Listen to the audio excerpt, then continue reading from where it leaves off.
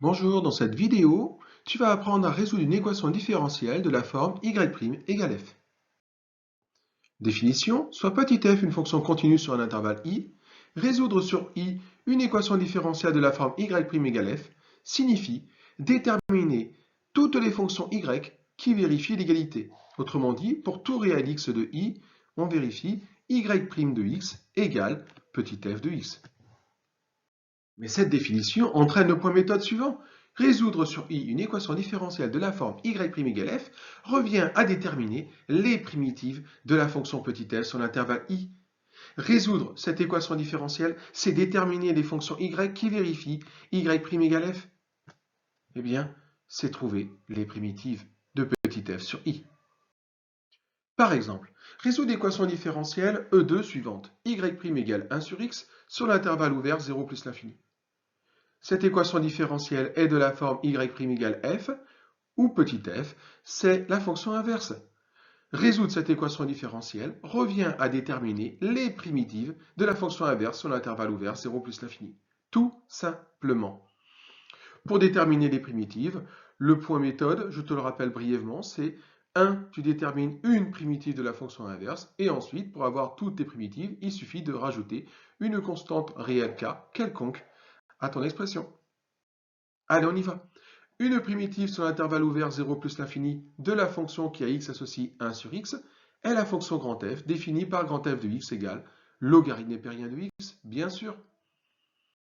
Alors, les primitives sur l'intervalle 0 plus l'infini de la fonction inverse sont les fonctions grand f définies par grand f de x égale logarithme népérien de x plus k avec k appartenant à R.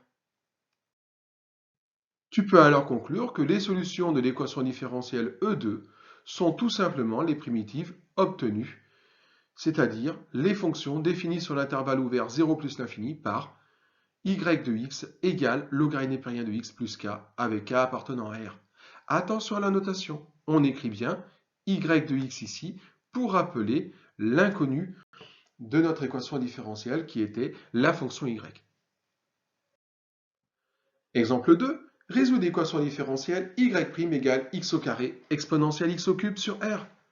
D'après le point méthode, il te faut d'abord déterminer les primitives de la fonction qui a x associe x au carré exponentielle x au cube, puisque ton équation différentielle est de la forme y' égale petit f, où petit f c'est la fonction définie par petit f de x égale x au carré exponentielle x au cube. Dans la vidéo, déterminer une primitive d'une fonction qui s'écrit sous la forme u' exponentielle u, on avait vu qu'une primitive sur R de la fonction qui a x associe x au carré exponentielle x cube, c'est la fonction grand f définie par grand f de x égale 1 tiers exponentielle x au cube. Si tu ne t'en rappelles pas, regarde la vidéo. Les primitives sur R de la fonction qui a x associe x au carré exponentielle x cube sont alors les fonctions définies sur R par grand f de x égale 1 tiers d'exponentielle x cube plus k, avec k appartenant à R. Il ne te reste plus qu'à conclure que les solutions de l'équation E3 sont les primitives que tu viens d'obtenir, c'est-à-dire les fonctions définies sur R par y de x égale 1 tiers d'exponentielle x cube plus k, avec k appartenant à R. Attention, encore une fois, à la notation. Maintenant qu'on est revenu à l'équation différentielle, on écrit petit y de x pour faire référence à l'inconnu y.